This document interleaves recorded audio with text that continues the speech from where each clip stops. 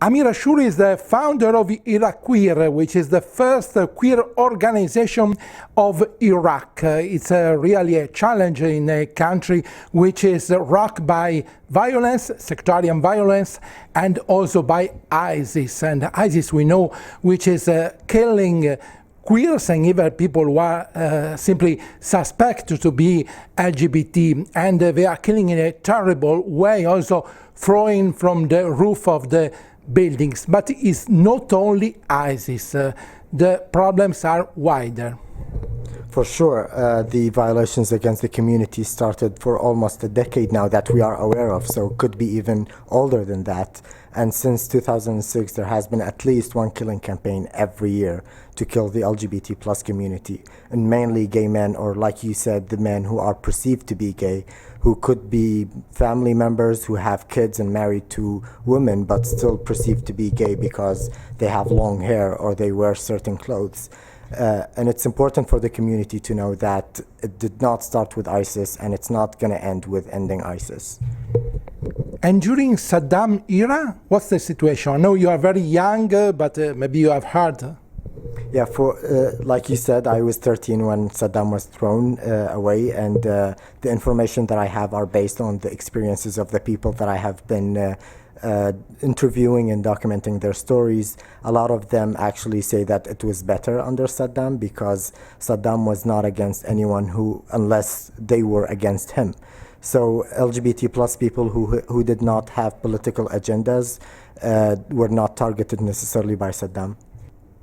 Iraq is a very diverse country. We have mainly three groups, the Shias, the Sunnis, and the Kurds. These regions are different also about the attitude of to religion and to secular values. About LGBT communities, the difference are? Yeah, so it is definitely different, not necessarily better from a region to another. The difference is in how they react to LGBT plus people. So, which is the best? There is no best. In my opinion, like when it comes to the Kurdish region, the violations happen underground, so you can't actually monitor it. When it comes to the middle of the country, the violations are happening very publicly, like what's happening with ISIS. When it comes to the south, things are very controlled by tribes and families, so it's really hard to navigate through. So it's different regions, but all facing similar problems in different forms. And the families, how are behaving when someone is coming out as, say, gay or lesbian? Based on the people that I've talked to, the majority of people have been actually thrown out of the house by their families, or some of the families actually hunt their kids and want them to be killed because they're bringing shame to the family. We're not aware of a lot of positive stories. At least those who are positive about it don't come out because that will reflect badly on the families.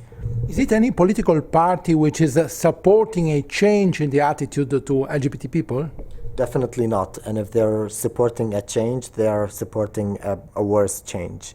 So they want it to become more homophobic, and they want to make it illegal in Iraq.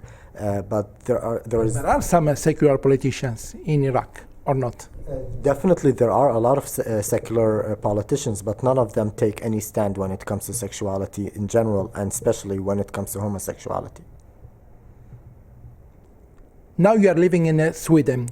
What could happen to you if you, as a representative founder of IraQueer, decided to go back to Iraq? So first of all, I can't go back to Iraq. I don't have the political rights to go back. And if I went, I will either be put in jail or I will be killed, basically, because of the work that we do, both because of my work, but also because I'm gay myself.